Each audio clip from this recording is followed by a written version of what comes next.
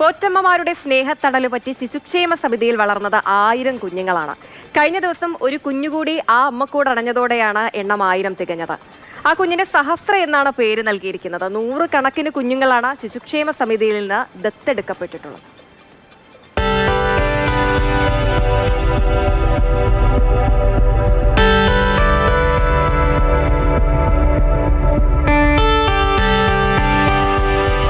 പോറ്റമ്മയുടെ കയ്യിൽ മുറുകെ പിടിച്ചാണ് കുഞ്ഞിന്റെ ഉറക്കം. അനാഥത്വത്തിന്റെ ഒറ്റപ്പെടലിൽ നിന്ന് ജീവിതത്തിലേക്ക് ശിശുക്ഷേമ സമിതി കൈപിടിച്ചത് 1000 കുഞ്ഞുങ്ങളെയാണ്. പുലർച്ചെ 3:30 2.5 കിലോ ഭാരമുള്ള പെൺകുഞ്ഞെത്തി. പേര് സഹസ്ര. 1000 ജീവനുകളുടെ സാക്ഷ്യം, 1000 പ്രതീക്ഷകളുടെ തുടക്കം.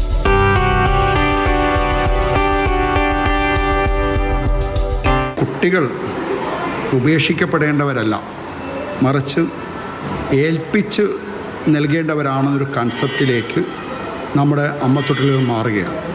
യഥാർത്ഥത്തിൽ അമ്മത്തൊട്ടിലുകളുടെ കരുതലിലേക്ക് എത്തിയ കുട്ടികൾ ഇന്നിപ്പോൾ ഏറ്റവും മികച്ച ജീവിതങ്ങളിലേക്ക് പിടിച്ചുയർത്തപ്പെട്ടു എന്നുള്ളത് ഏറ്റവും പ്രധാനപ്പെട്ടതാണ്.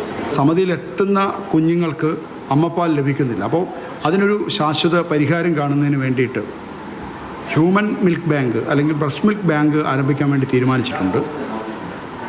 അത് ജനുവരി മാസത്തോടുകൂടി അതിൻ്റെ പ്രവർത്തനം അത് ഉദ്ഘാടനം ചെയ്യാൻ കഴിയുമെന്നാണ് പ്രതീക്ഷിക്കുന്നത്.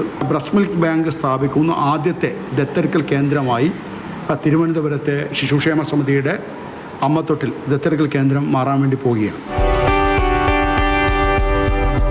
2022 ശിശുക്ഷേമ സമിതിയിൽ ആദ്യം എത്തിയത് നിത്യയാണ്.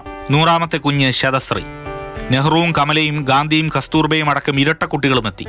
1000 കുട്ടികൾ എത്തിയതിൽ ഏറെയും പെൺകുഞ്ഞുങ്ങൾ. അങ്ങനെ പെൺകരുത്തിന്റെ പ്രതിരൂപം കൂടിയാവുകയാണ് ശിശുക്ഷേമ സമിതി. മാതൃഭൂമി ന്യൂസ്, തിരുവനന്തപുരം. AK സ്റ്റെഫിൻ ചേരുന്നുണ്ട് തത്സമയം. സ്റ്റെഫിൻ, അങ്ങനെ ആ ഒരു സ്നേഹത്തണലിലേക്ക് ഇതാ ഒരു കുരുന്നുകൂടി എത്തിയതോടെ 1000 കുഞ്ഞുങ്ങൾ തികഞ്ഞിരിക്കുകയാണ്. ആ റിപ്പോർട്ടിൽ പറഞ്ഞതുപോലെ തന്നെ കുഞ്ഞുങ്ങൾ അങ്ങനെ ഉപേക്ഷിക്കപ്പെടേണ്ടവരല്ല, അവരെ സ്നേഹത്തോടെ ലാളിച്ച് അങ്ങനെ വളർത്തേണ്ടവർ തന്നെയാണ്. ഈ ഒരു അമ്മത്തൊട്ടിലിൽ കുഞ്ഞുങ്ങളുടെ എണ്ണം 1000 തികഞ്ഞതോടുകൂടി ഒരുപാട് ഈ കുഞ്ഞുങ്ങളില്ലാത്ത വേദന അനുഭവിക്കുന്ന അമ്മമാരിലേക്ക് സ്നേഹം അനുഭവിക്കാനായ കുഞ്ഞുങ്ങൾക്ക് എത്താനുള്ള മറ്റൊരവസരം കൂടി ഒരുങ്ങുകയാണല്ലേ? അതെ ഹിമ, തീർച്ചയായിട്ടും. കാരണം തിരുവനന്തപുരത്തെ ശിശുക്ഷേമ സമിതി എന്ന് പറഞ്ഞാൽ തന്നെ കഴിഞ്ഞ ഒരുപാട് ദത്തെടുക്കലുമായി ബന്ധപ്പെട്ട് നമ്മൾ ഒരുപാട് കാഴ്ചകൾ കണ്ടിട്ടുണ്ട്. അതിലേറ്റവും മനസ്സിൽ തങ്ങി നിൽക്കുന്നൊരു കാഴ്ച ഈ 2024 സംഭവിച്ചതാണ്. വർഷങ്ങൾക്ക് മുമ്പ് ശിശുക്ഷേമ സമിതിയിൽ നിന്ന് ദത്തെടുക്കപ്പെട്ട ഒരു കുട്ടി, അത് ഇപ്പോൾ സ്വീഡനിലാണ്. അവിടെ നിന്നും എവിടെയാണോ ചെറുപ്പത്തിൽ താമസിച്ചത് അത് കാണുന്നതിന് വേണ്ടിയൊക്കെ എത്തിയത് വളരെ ഒരു വലിയ മനോഹരമായൊരു കാഴ്ചയായിരുന്നു. യഥാർത്ഥത്തിൽ ഈ ഒറ്റപ്പെടൽ എന്ന് പറയുന്നത് ഒരു വല്ലാത്തൊരു അനുഭവമാണ്. ഈ കുട്ടികളെ സംബന്ധിച്ചിടത്തോളം ഉപേക്ഷിക്കപ്പെട്ടു. അത് മറ്റൊരു വശമാണ്. ഈ ശിശുക്ഷേമ സമിതിയിൽ അവർ സംരക്ഷിക്കപ്പെടുന്നുണ്ട് എങ്കിൽ പോലും അവർ ആ ഒരു സമയത്ത് അനുഭവിച്ച ആ ഒരു ഒറ്റപ്പെടൽ അല്ലെങ്കിൽ ഉപേക്ഷിക്കപ്പെട്ട ഒരു അവസ്ഥ അത് അതിൻ്റെ മറ്റൊരു വശമായി ഇങ്ങനെ നിലനിൽക്കുന്നു. ഏതായാലും ശിശുക്ഷേമ സമിതിയെ സംബന്ധിച്ചിടത്തോളം അവർ ചെയ്യുന്ന ഏറ്റവും വളരെ മനോഹരമായ കാര്യമാണ്. ഇതിൻ്റെ അകത്തൊക്കെ നമ്മൾ പോയി കുഞ്ഞുങ്ങൾ കിടക്കുന്ന സ്ഥലത്തൊക്കെ പോയി കണ്ടിട്ടുണ്ട്.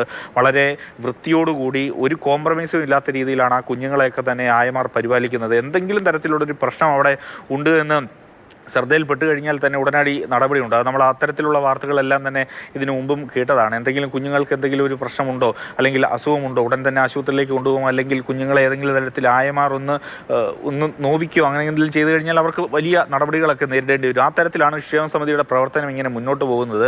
ഇനി ഏതായാലും ഈ 1000 കുഞ്ഞുങ്ങൾ എന്ന രീതിയിലേക്ക് ശിശുക്ഷേമ സമിതി എത്തുന്നു. തുടർന്നുള്ള ഒരു പ്രവർത്തനങ്ങളെ പറ്റിയൊക്കെയാണ് ഈ അരുൺ ഗോപി ഏതായാലും ജനറൽ സെക്രട്ടറി പറഞ്ഞത്. ആ തരത്തിലുള്ള പ്രവർത്തനങ്ങളിലേക്കാണ് ഏതായാലും ഇനി ശിശുക്ഷേമ സമിതി പോകാൻ പോകുന്നത്.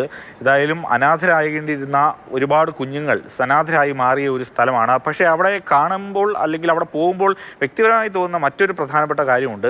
ഒരു വലിയ ബഹുനില കെട്ടിടത്തിലാണ് ഈ കുഞ്ഞുങ്ങളെല്ലാം താമസിക്കുന്നത്. ഒരു പക്ഷേ ആ ചെറുപ്പകാലത്ത് കുറച്ചുകൂടി പ്രകൃതിയുമൊക്കെ ആയി ഒന്ന് ഇണങ്ങി അങ്ങനെയൊക്കെ കുഞ്ഞുങ്ങൾക്ക് ജീവിക്കാൻ പറ്റുന്ന ഒരു അന്തരീക്ഷം ഉണ്ടായിരുന്നെങ്കിൽ എന്ന് അവിടെ പോകുമ്പോൾ പലപ്പോഴും ഇങ്ങനെ ആഗ്രഹിച്ചിട്ടുണ്ട്. ഏതായാലും ക്ഷേമസമിതിയുടെ ഒരു മഹത്തായ പ്രവർത്തനങ്ങൾ അങ്ങനെ തന്നെ അങ്ങ് തുടരട്ടെ.